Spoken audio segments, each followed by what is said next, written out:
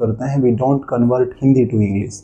हम हिंदी से इंग्लिश में कन्वर्ट बिल्कुल नहीं करेंगे, जबकि हम मानते हैं कि हिंदी में जो इज का मतलब है सिखाया गया है, एम का मतलब जो हूँ सिखाया गया है, एक लाइलाज बीमारी और वायरस। आपको इंग्लिश नहीं आना या आपकी कमी नहीं है, टीचर की कमी है, ठीक है। अगर आपको लगे कि 1 या 2 मिनट क्लास में रुकें आप मेरे साथ, अगर 1-2 मिनट में आपको लगे कि जो मैं कह रहा हूँ वो कहीं ना कहीं वो सही है, अगर ये साबित हो तो क्लास में रुकना, नहीं तो आप क्लास को स्किप करके जा सकते हैं। 2 फैमिली हैं, अब एक फैमिली का मेंबर हमने क्या ले लिया है, हैज़ ले लिया है, एक फैमिली का मेंबर है। दूसरी फैमिली का मेंबर कौन है, इज है, ठीक है। अब हमने समझना है, हमने इनको एक निकनेम दे रखा है, ठीक है। निकनेम यानी इनको एक कोड दे रखा है।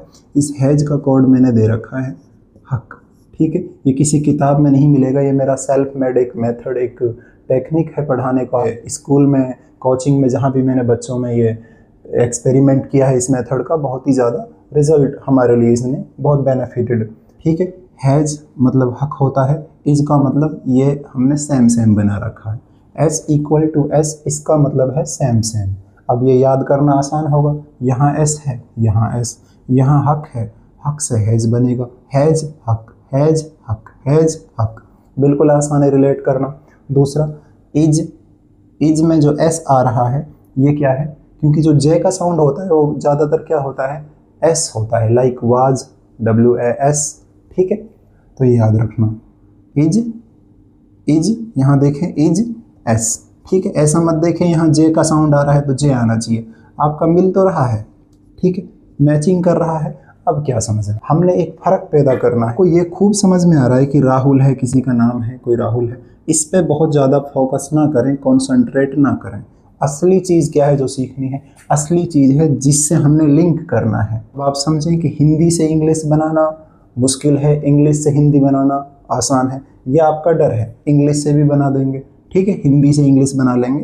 जैसे यहाँ पे मैंने लिखा है पवन, ठीक है। सबसे पहले इस वाली चीज़ को फॉलो करते हैं, मैंने बताया था इज का मतलब है नहीं होता, इसको आप बिल्कुल ख़त्म कर दें कि इज का मतलब है होता है, ठीक है। आप ये मेन वर्ड कौन से हैं, एक हमारा पवन है, एक हमारा खिलाड़ी है, बिल्कुल आसान है। इसका मतलब पवन है जो वही खिलाड़ी है। तो इसमें हमारा जो ट्रिक है, जब बात सेम सेम की जा रही हो, इसका मतलब सेम सेम के लिए बीच में जो एक फैमिली आएगी, वो कौन सी फैमिली सपोर्ट, यहाँ पे कौन सी फैमिली स्टैंड लेगी, या कौन सी फैमिली यहाँ पे आने वाली है, इज। इज, आप इज मत कहें, सेम सेम कह दें। सेम सेम जब कहेंगे, सेम में एस आ रहा है तो इज ही आएगा, ठीक है।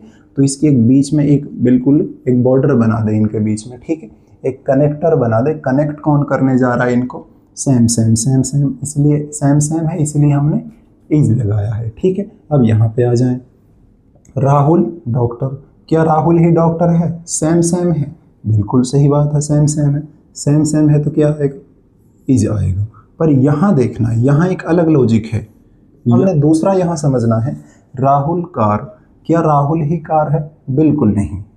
हिंदी में भी लिख देते हैं, हिंदी इसके नीचे नहीं लिख रहा हूँ मैं, यहाँ पे लिख देता हूँ, ठीक है। इस है नाम, इसको हटा दो, इस बीमारी को, है नाम की बीमारी को।